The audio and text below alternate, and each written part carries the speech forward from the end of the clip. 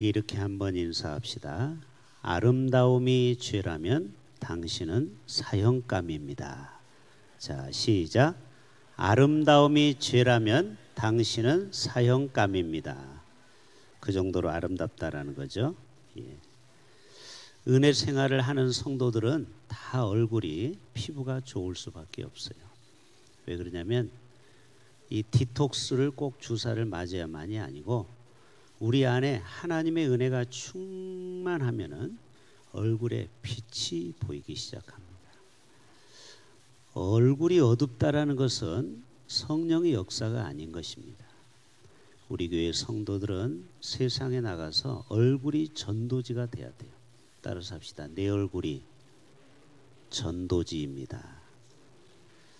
여러분 전도하는데 얼굴이 근심, 걱정, 불안, 초조, 온통 세상 걱정이 많은 사람이 전도해 보세요. 당신이나 믿어. 그런 얼굴 가지고 어떻게 내가 당신이 나가라는 교회 나가겠어? 자기도 괜히 옮을 것 같아서 안 나갑니다. 그런데 항상 얼굴이 긍정적이고 밝고 환하면은요, 당신 나가는 교회 나도 한번 데려가 봐달라. 그렇게 되지 않겠습니까? 두 번째 한번 인사합시다. 오늘은 저하고만 인사하는 거예요. 제가 천주교회는 이렇게 교독을 많이 해요. 신부와 회중이. 제가 여러분에게 말씀합니다. 성도님들이여 은혜와 평강의 복이. 그러면 여러분들은 손을 향하여 목사님에게도 은혜와 평강의 복이 이렇게 하는 거예요. 자, 손을 다 펼쳐보세요. 제가 여러분에게 축복합니다. 성도님들에게 은혜와 평강의 복이. 그리고 옆에 있는 분에게 서로 인사합시다. 성도님에게 은혜와 평강의 복이. 자, 요 세 가지를 한꺼번에 다 같이 하겠어요. 이제 세 가지를 같이 합니다. 제가 여러분에게 먼저 축복하고 여러분도 저를 축복해 주시고 또 상호간에 축복하는 겁니다. 성도님들에게 은혜와 평강의 복이. 옆에. 자, 오늘 은혜라는 카리스라는 단어를 제가 좀 많이 쓸 겁니다. 그래요. 은혜와 평강의 복이 임하는 시간 될 수 있기를 바라봅니다. 여러분이 빌레몬서는 우리가 알고 있는 대로 사도 바울이 AD 61년경에 로마 감옥에서, 이 카메라가 못 따라오죠 지금, 소아시아의 골로새에 사는 빌레몬, 요즘 말하면은 어디죠? 트루키아, 터키 지역을 얘기하는 거예요. 거기에서 친필로 옥중에서 쓴 서신이 바로 빌레몬서입니다. 자, 빌레몬서는 몇 장으로 돼 있죠? 한 장밖에 없어요. 딱 한 장. 이거는 옥중 서신으로 감옥에서 디모데에게 또 자신의 아들과 같은 빌레몬에게 친필로 쓴 것입니다. 자, 이 골로새서와도 관계가 깊어요. 이 서신은. 자, 1절과 2절이면은 그리스도 예수를 위하여 갇힌 자 된 바울 이렇게 말씀하고 있죠. 따라서 봅시다. 그리스도 예수를 위하여 갇힌 자 된 바울. 자, 여러분은 복음을 위해서, 주님을 위해서 핍박을 받아본 경험이 있습니까? 다른 거 말고 오직 복음을 위해서, 주님을 위해서 핍박을 받아봤다. 자, 손 들어보세요. 없어요? 아, 있죠. 여러분 옛날에 시집 생활하면서 믿지 않는 시댁을 구원하기 위해서 얼마나 많은 핍박을 받았습니까? 저도 저희 삼촌한테 참 핍박을 많이 받았어요. 교회 갔다 오면은 이렇게 다솔이나 정민이 같을 때 교회 갔다 오면은 외삼촌이 이 세수대야에 물을 떠와가지고 막 끼얹고 그랬어요. 그리고 제주도에 가서 복음을 전하면 지금도 뭐를 뿌려요? 소금을 뿌려요. 네, 소금을. 재수 없다 이거죠. 자, 그러면은 마태복음 5장에 산상수훈에 뭐라고 했습니까? 너희가 나를 위하여 핍박을 받는 자는 복이 있나니 저희가 상을 얻을 것이며. 그래서 여러분, 주를 위해서 일하다 욕먹으면은 할렐루야, 나 이제 상급 받았다, 이런 믿음을 가지셔야 돼. 할렐루야. 예수를 위하여 갇힌 자 된 나 바울은 형제 디모데에게 편지를 썼다라는 거예요. 못해서 경찰서에 감옥에 가는 거는 그거는 상급이 없어요. 자기가 잘못해가지고 죄를 져가지고 경찰서에 가고 감옥에 가는 건 상급이 없어요. 그러나 예수를 위하여, 복음을 위하여 내가 나 자신이 희생하고 수고하고 헌신할 때, 그때 하나님은 우리를 위로해 주신다라는 거예요. 우리의 믿음의 조상들은 다 그렇게 믿음 생활을 했어요. 그렇죠? 오직 복음을 위해서, 신사 참배를 위하여 자신의 모든 것을 희생하며 모판 위를 걸으며 순교를 당했다라는 거예요. 오늘 또 이 한일연합선교회 그 총괄부장 장로님이 오셨다고 하셨는데, 이제 내년 4월 달에 또 나가사키에 또 순교지 탐방이 있다고 우리 교회도 좀 보내달라고 왔어요. 여러분, 일본에 30만 명의 순교자가 있는 거 아시죠? 우리나라는 15,000명밖에 없는데 복음의 불모지인 저 일본은 우리나라보다 20배, 30배 더 많은 순교자가 있다라는 거예요. 저들은 복음을 전하고 예수 그리스도를 위하여 십자가의 거꾸로 해변가에서 이렇게 거꾸로 십자가를 박아놓으면 어떻게 돼요? 물이 차오르면서 코로 들어가면서 점점 물이 들어가서 기도에 막혀서 죽어가는 거예요. 얼마나. 또 불을 지펴가지고 이렇게 또 사람을 태워서 죽이는 화형으로 사람들을 죽이는 화형장, 그 화형장이 지금도 있어요. 선교사들이 그 다니엘의 세 친구처럼 뜨거운 풀무불에서 그들이 죽어가면서 마지막까지 순교를 당했다라는 거예요. 오네시모는 옥중에서 바울을 만나서 변화된 사람 중에 한 사람이 오네시모죠. 자, 오늘 1절에 보면은 바울이 그의 서신에서 동역자를 소개합니다. 자, 브리스길라와 아굴라가 동역을 했고요. 우르바노, 디모데, 디도, 빌레몬, 마가, 아리스타고, 그리고 데마, 누가, 한 12명 정도가 바울의 특별한 동역자가 있었어요. 자, 예수님도 혼자 사역한 게 아니고 누구하고 동역했어요? 12 제자를 불러서 베드로, 야고보, 요한, 시몬, 이렇게 쭉 12명, 알페의 아들 시몬, 다데오의 아들 시몬, 이렇게 12명을 다 도마, 마태까지 세워서 함께 사역을 하는 것을 보게 됩니다. 여러분, 아무리 위대한 바울도 바나바가 없었다면요, 과연 오늘날의 위대한 바울이 될 수 있을까? 바울은 늦게 믿었잖아요. 요즘 말하면 늦게 예수를 믿은 친구예요. 자, 브리스길라, 아굴라의 그 물질적인 도움이 없었다면 바울이 1차, 2차, 3차, 4차 여행 가는데 비용이 들까요, 안 들까요? 들지요. 여러분, 선교여행 가는데 빈손으로 갑니까? 거기에 가서 헌금도 해야 되고 또 거기에 가서 많은 것을 또 베풀어야 되는데, 거기에 브리스길라와 아굴라는 또 함께 동참했다라는 이런 동역이 있었어요. 여러분, 위대한 세계 복음화는 바로 이런 12명의 동역자들이 있었다라는 사실이에요. 여러분, 저도 마찬가지죠. 제가 혼자 목회하는 게 아니죠. 우리가 최고의 교회, 위대한 교회를 꿈꾸기를 원한다면 우리 모두가 함께 같을 동자, 심역자, 동역은 뭐예요? 같을 동자, 심역자. 자, 우리가 밧줄로 이제 가을 운동회 할 때 상대방에서 서로 줄다리기 할 때 다 한 마음으로 같은 방향으로 힘을 써야 이기는 겁니다. 여러분 옛날 동네에서 서로 씨름 그 줄다리기 보셨죠? 천군백군. 그럴 때 같은 동자 힘력자를 쓰는 거예요. 예를 들어서 담임 목사가 이쪽을 향해서 열심히 가는데 어떤 성도는 뒤로 가고 있어요. 또 힘을 쓰려고 하는데 이쪽으로 힘을 안 쓰고 반대로 힘을 써요. 그러면 이제 절대 교회는 교회가 될 수 없어요. 같은 방향, 같은 비전, 같은 꿈을 향하여 같은 미래를 향하여 나아가는 것이 바로 동역자의 모습인 줄로 믿습니다.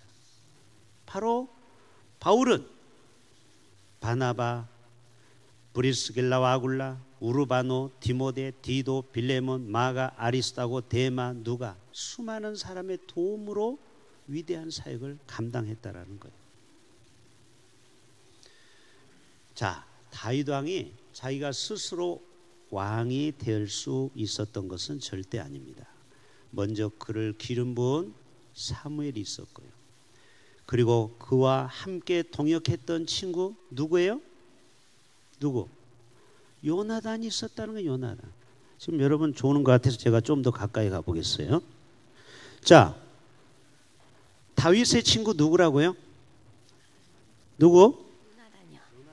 자, 요나단은 어떤 면에서 다윗의 동역자가 되었을까요? 갑자기 물으면 몰라요. 자, 다윗은요 왕위가 자기에게 있는 게 아니에요. 누구에게 있어요? 요나단에게 있어요. 요나단이 첫 번 서열이에요. 퍼스트예요. 그런데 하나님의 뜻이 자기에게 있지 않음을 알고 양보한 거예요. 여러분 노회나 총회 보면은 자기가 다 회장하려고 하죠. 근데 그 뜻에 합당한 사람을 먼저 세워드리는 게 이게 굉장히 품 있는 모습이죠. 근데 바로 다윗은 요나단이 그런 친구가 옆에 있었다는 거예요. 또 다윗에게는 아내를 잘 뒀어요. 결혼을 잘했어요. 여러분 지혜로운 아비가일 알죠? 이 아비가일을 통하여 그가 어떻게 됐어요? 그가 지혜를 가지고 정치를 잘 할 수 있도록 그런 동역자의 협력이 있었어요. 아비가일이 얼마나 지혜로운지 알죠? 자기 남편 나발이 술 먹고 나발 볼 때 여보 그러면 안 돼. 주의 종이야. 다윗은 주의 종이야. 왕이야. 당신이 함부로 할 사람이 아니야. 그렇게 따끔하게 충고를 했어요. 근데 이 나발은 영적으로 무지하니까 술만 먹고 나발만 불었어요. 이름을 참 희한하게 잘 졌어요. 이름이 나발이에요. 나발. 나발 불어요. 막 피리를 불어. 코가 비틀어지도록. 어떻게 됐습니까? 나중에 알게 돼가지고 그가 내가 그 다윗 왕을 함부로 대했구나. 나 이제 죽었구나. 마음이 간담이 녹았다고 성경이 나왔어요. 그래서 몸이 굳어지기 시작했어요. 그러다가 결국 죽음을 맞이했어요. 그래서 공식적으로 이 자기 아내를 어떻게 했어요? 남편이 죽으니까 다윗에게 자연스럽게 결혼을 하게 되었죠. 그래서 다윗의 아내가 되었습니다. 아비가일. 여러분 아둘람굴에 몇 명이 있었죠? 400여 명이라고 나왔어요. 정확한 숫자는 아니에요. 400여 명이 빚진 자, 소외된 자, 억울한 자, 마음이 한이 있는 자들을 불러다가 거기에서 함께 동역을 한 거예요.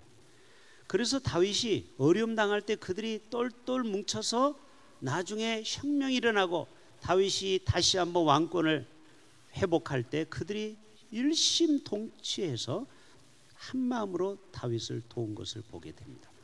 여러분 그 400명이 없었다면요 오늘날의 다윗은 존재하지 않았어요. 마치 기도원의 300용사로 12만 명을 무찌를 수 있었던 것처럼 바로 이것이 동역의 놀라운 사실입니다. 자, 여러분 요셉도 우리가 볼 때는 저절로 꿈을 이룬 것이 된 것 같지만 그를 도왔던 사람들이 반드시 있었어요. 여러분 요셉이 팔려갔을 때 처음에는 보디발 장군이 그를 간택해서 데려갔어요. 만약에 노예가 안 팔려가면은 계속 집도 없이 그런 데서 살아야 돼요. 근데 보디발 장군의 눈에 띄어서 그를 데려갔죠. 거기에서 또 인정을 받게 됐죠. 총무가 되었죠. 그리고 그가 억울한 일을 당했을 때 감옥에 갔는데 또 감옥에서도 성실함으로 일해서 결국 그 감옥에서 인정을 받고 열쇠까지 맡게 됐는데 거기에는 정치범이 들어와 있죠. 술 담는 관원장과 떡 굽는 관원장, 청와대 셰프가 들어온 거예요. 그런데 이 두 사람이 꿈을 꿨는데 한 사람은 복직이 될 것이고 한 사람은 참수될 것을 요셉이 꿈으로 설명해 줬어요. 제가 지금 성경 얘기하는 거예요. 성경에 다 나오는 얘기예요. 어떻게 됐습니까? 누가 복직이 됐다고요? 술 담는 관원장이 복직이 된 거예요. 그리고 나를 기억해 달라는 거예요. 나중에 당신이 왕 앞에 갔을 때 나를 기억해 달라. 그리고 세월이 2년의 세월이 흘러버렸네요. 어떻게 됐어요? 다 잊어버렸어요. 사람은요 화장실 들어갈 때 마음과 나올 때 마음이 다르다. 그런데 이 왕이 파로 왕이 불길한 꿈을 꾼 거죠. 아주 그냥 파리한 이삭이 나중에 튼튼한 이삭을 잡아먹고 또 아주 바싹 마른 송아지가 아주 튼튼한 소를 잡아먹게 됐어요. 이 꿈을 해석할 자가 누구냐? 여러분에게 물어봤으면 여러분은 창세기를 다 알기 때문에 답을 할 텐데 아무도 몰라. 술사도 몰라. 몰라. 그때 누가 버뜩 생각이 났어요? 술 담는 관원장이 자기의 꿈을 해석해서 자기가 복직될 것을 예언한 그 요셉의 청년이 생각이 나서 그를 호출하고 그가 왕 앞에 해석하게 되고 그리고 금반지를 끼워서 네가 이 나라를 다스려라 총리가 되지 않았습니까? 여러분 이렇게 하나님은 다 동역자를 여호와 이래로 준비시켜 놨다라는 거예요.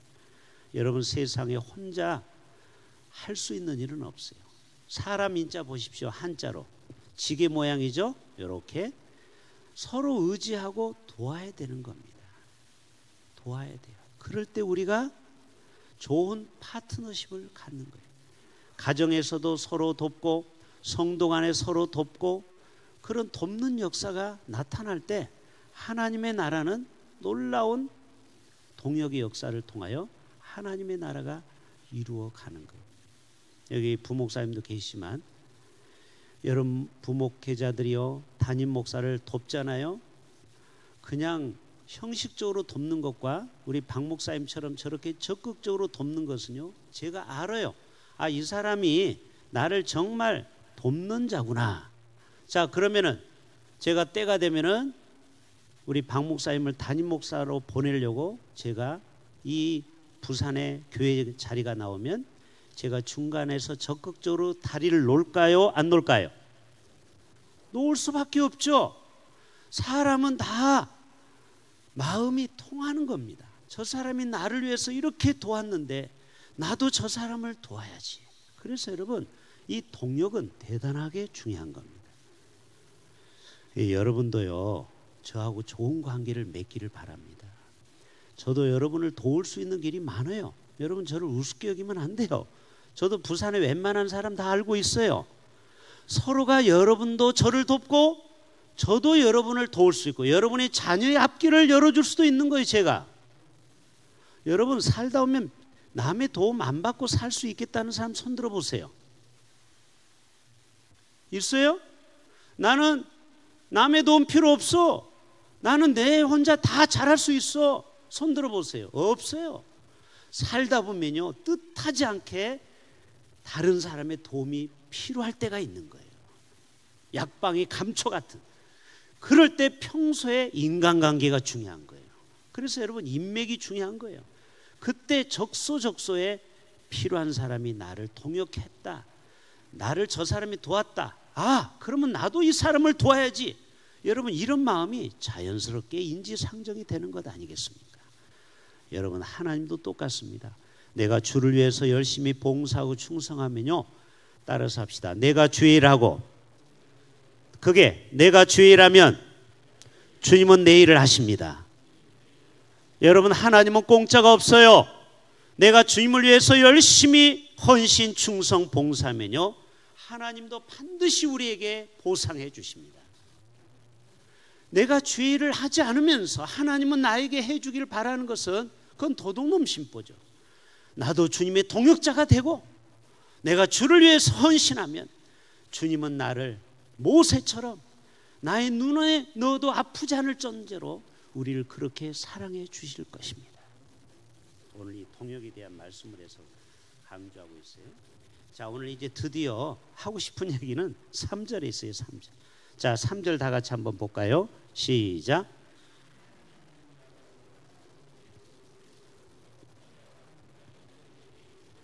따라서 합시다. 은혜, 은혜로다, 은혜로다. 이 카리스라는, 은혜라는, 목양실에 카리스 주석이 있죠. 이 카리스라는 말은 은혜라는 헬라어 말입니다.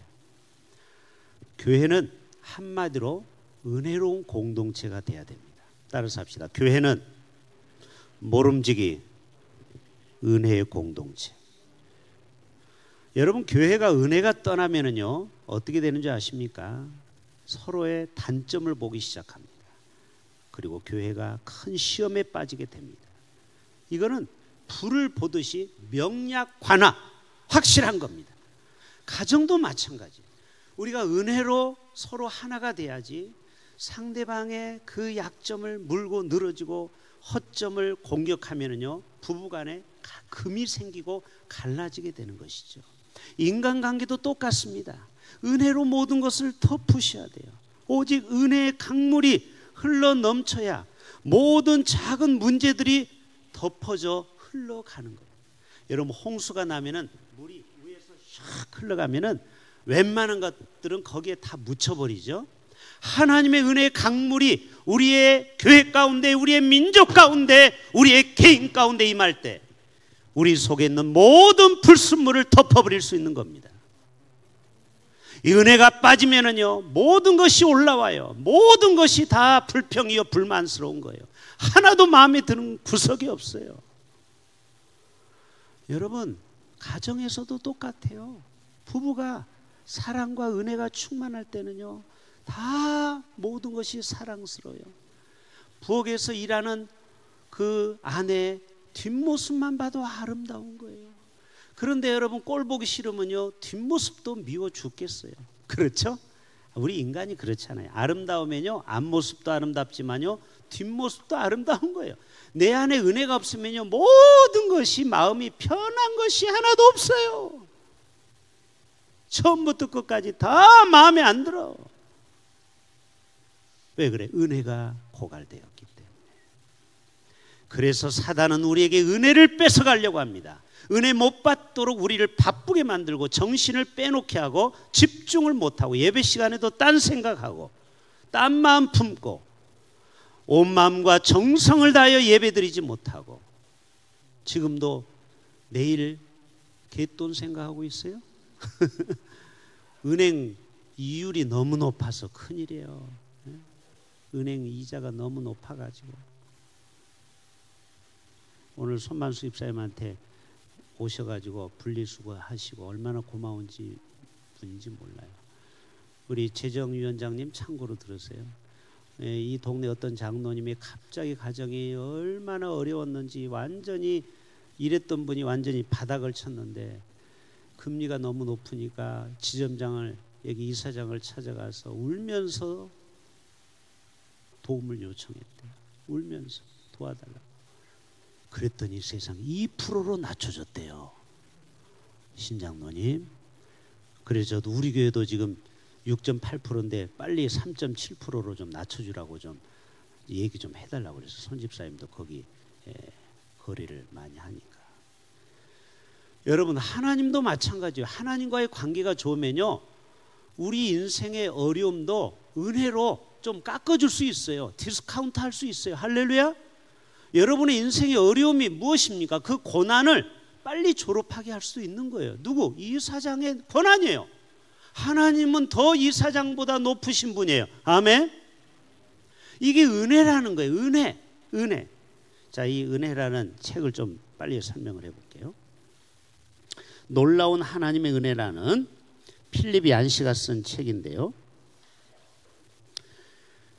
상담가가 이런 이야기를 소개합니다. 나는 오래전에 복음주의적인 그리스도인이 겪는 대부분의 정서 문제의 주요 원인은 다음 두 가지의 결론을 내릴 수 있다. 첫째는요, 아주 중요한 얘기를 하고 있어요. 필립 얀시가. 사람들이 교회에 와서 신앙생활을 오래 하는데 이 십자가에서 나에게 부어주신 그 용서의 은혜를 까먹고 있다라는 거예요. 우리는 지금 1만 달란트의 어마어마한 은혜를 이미 받았기 때문에 여러분 죄책감으로 살아가시면 안 돼요. 아멘? 왜 대답이 없어요? 우리는 이미 죽을 수밖에 없는 죄인 중에 괴수인데 십자가에서 우리의 죄를 다 탕감해 주셨다고요. 믿으십니까? 이거를 많은 분들이 입으로만 아멘 했지 마음으로 안 받아들이는 거예요. 그러니까 맨날 교회 오면은 죄책감에 사로잡히는 거예요. 십자가를 똑바로 쳐다보지 못하고 목사님 눈을 똑바로 못 봐요. 왜? 내가 지난주에 한 게 있거든. 자기는 알아. 내가 엉망 개떡같이 살았는데 어떻게 하나님 앞에 얼굴을 듭니까? 그런데 여러분 그러면 안 돼요. 그러니까 하나님의 은혜를 구하러 온 거예요. 우리가 완전해서 주님 앞에 온 게 아니에요. 여러분 마귀의 술수에 속으면 안 돼요. 그래서 여러분 주님 앞에 나올 때 좀 얼굴이 두꺼워야 된다고 했죠. 그래요. 하나님 나 또 똑같은 허물을 또 범했어요. 또 시기 질투가 있었어요. 그러나 예수 그리스도의 능력으로 내 안에 오셔서 나의 모든 시기와 질투, 정욕, 세상의 것을 태워버리실 수 있습니다. 이것을 우리는 믿으셔야 된다는. 또 하나는 두 번째 뭘 예수 믿는 사람은 깨닫지 못하냐면 이 큰 은혜를 깨닫지 못하니까 남을 대할 때 쪼잔해진다라는. 화끈하게 용서를 못해. 알았어 내 용서해 줄게 해놓고 뒤에서 맨날 뒤끝이 장렬해. 이게 뭐예요? 이게 두 가지 은혜를 제대로 못 받았다는 거예요. 정말 우리가 하나님의 은혜를 받았다면 나에게 실수하고 잘못한 사람이 와서 하루에 7번씩 70번이라도 용서해 달라면 우리는 무조건 용서해 줘야 되죠. 맞죠? 이게 하나님의 은혜가 있는 사람의 특징이라는 거예요. 고든 맥도날드는 이런 얘기합니다. 웬만한 일에는 세상도 교회 못지않게 은혜를 베푼다. 그러나 교회에서 말하는 은혜는 다르다라는 거예요. 절대절명의 사명이 있다라는 거예요. 그것은 바로 십자가의 은혜를 우리는 기억하고 그 십자가의 은혜를 우리는 세상에 흘려 보내야 된다라는 것입니다. 여러분 어떤 선교사 훈련원 졸업생들이 동창들이 모였는데 이런 얘기를 하는 거예요. 야 나도 말이야 정말 예수 믿다가 중간에 어려움도 만나고 실족도 하고 교회를 떠났어. 그래서 평균 10명 중에 7명이 예수를 믿다가 잠시 떠났다가 돌아온 사람들, 방학한 사람들이 70%라는 거예요. 그 사람들은 어떻게 돌아왔어요? 하나님의 은혜를 그리워해서 하나님은 우리를 영원히 버리지 않고 사랑한다는 것을 알기에 저들은 다시 주님 앞에 돌아왔다라는 거예요. 여러분 오늘 또 하나님은 언제든지 우리에게 은혜 베푸실 준비가 되어 있는 줄로 믿습니다. 인간에게는요 은혜를 빼면 얼마나 초라한 인생인지 몰라요. 은혜는 기독교가 세상에 줄 수 있는 최상의 선물이에요. 복수보다 더 강한 것입니다. 하마스가 아무리 이스라엘과 전쟁해서 그렇게 포를 때려서 저들이 이긴다고 해보세요. 그게 이기는 게 아닙니다. 이스라엘도 마찬가지예요. 진정한 복수는 사랑의 복수예요. 사랑으로 정복하는 거예요. 용서해 버리는 거예요. 그리고 이해하고 덮어요. 그것이 바로 십자가의 위대한 사랑이라는 것입니다.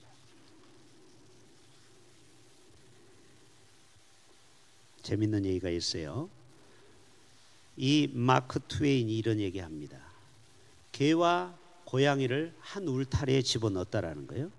그래가지고 싸우는지 안 싸우는지 봤더니 다소라 싸울까 안 싸울까? 처음에는 싸워요. 영역 다툼 때문에. 근데 나중에는 개와 고양이가 사이좋게 지내더래요.